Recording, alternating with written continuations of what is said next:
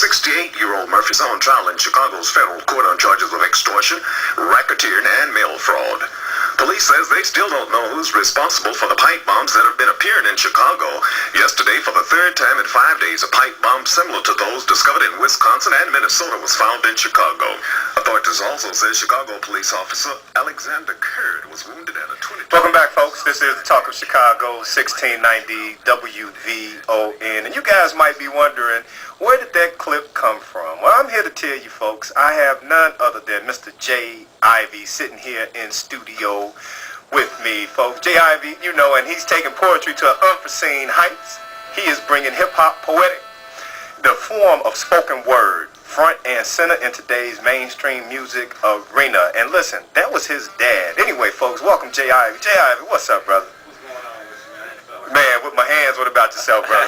I'm feeling good, man. Hey, listen, your dad, man, you know, your dad is an old-timer here from WVON, man, back when it was 1450. Man, let the folks know a little bit about it, because I know it took some folks who are listening right now back a little bit. Yeah, well, my pops, he was a on-air personality here. He went by the name of Jim Richards. He also went by the name of Brother J. So for the old schoolers out there, you know, you may have heard him back in the mid-'80s. He was on like around 83, 84, sometime around that time.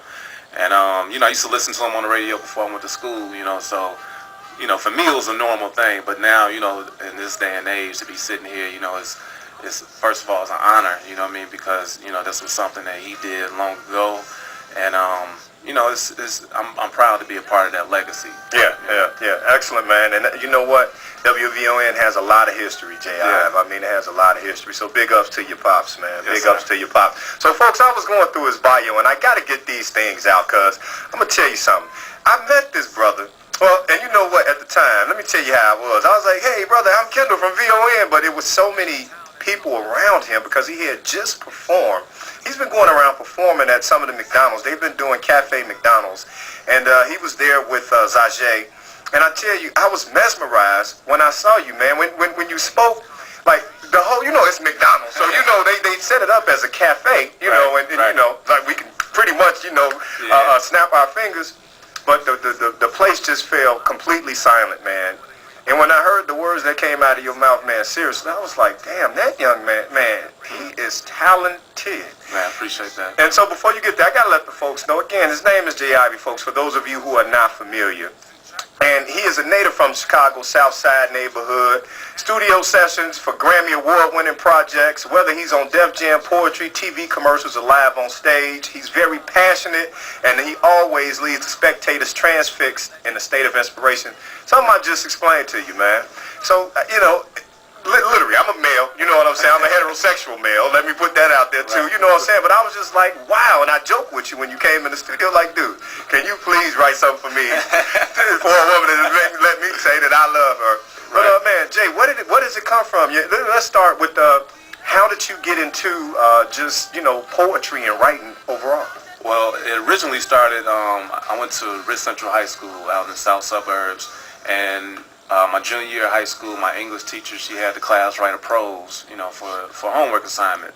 So then she had everyone, you know, read their prose in front of the class. So after the class, she pulled me to the side. She told me I had a nice speaking voice, and she told me she had a show coming up. She wanted to put me in the show. So, you know, I was the shy kid, you know, whatever, you know. So I faked her out. So she had another show come up, and she was like, you know what? She was like, you faked me out the last time. She was like, I have another show. She was like, you have to do it. She was like, I'm not asking you. You have to do this show. Okay. So, you know, I didn't want to punk out at that point. So I did the show. My first time ever on stage, I received a standing ovation. So, you know, I was immediately hooked on performing. So later on is, you know, I always wrote, you know, I used to write little notes to the girls, you know. So you like me? Check yes, check no. No. So, I'm sure yours is a little more intricate, though. Yeah, you know, I always had I guess a knack for just being open enough to express myself. You know, to me, half of it is just letting it go. You know, just like, okay, I'm gonna say this.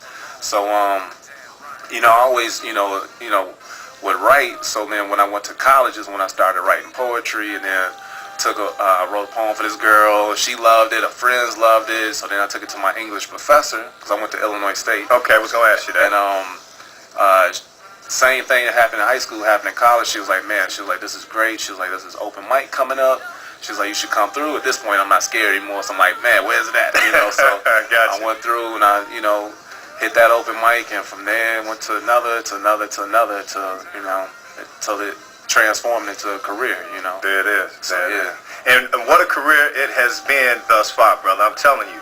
3 times on the HBO Deaf Poetry Jam. Am I recalling it right? Yeah. Deaf Poetry. Yeah. I mean, how did that come about? I mean, that's big time. Russell Simmons, you know what I'm saying? I used to sit back and look at the people getting down on it 3 times though. Talk to me. Man, well, it was a blessing because I had the opportunity of being the first black cat out of Chicago to be on the show. Oh wow. You know, so you know, it was just one of those things. I did a show in Nashville, which led to me meeting some people that lived in LA. So I went to LA. They said, you know, I'm having a birthday party, come through. So I went to this birthday party, performed in a little backyard for like maybe 50 people, and then a week later I get a call from the host of the party saying that her father was there. He's good friends with Stan Lathan, who's the director of the show. Right. And he was telling Stan all about me, and he wanted to see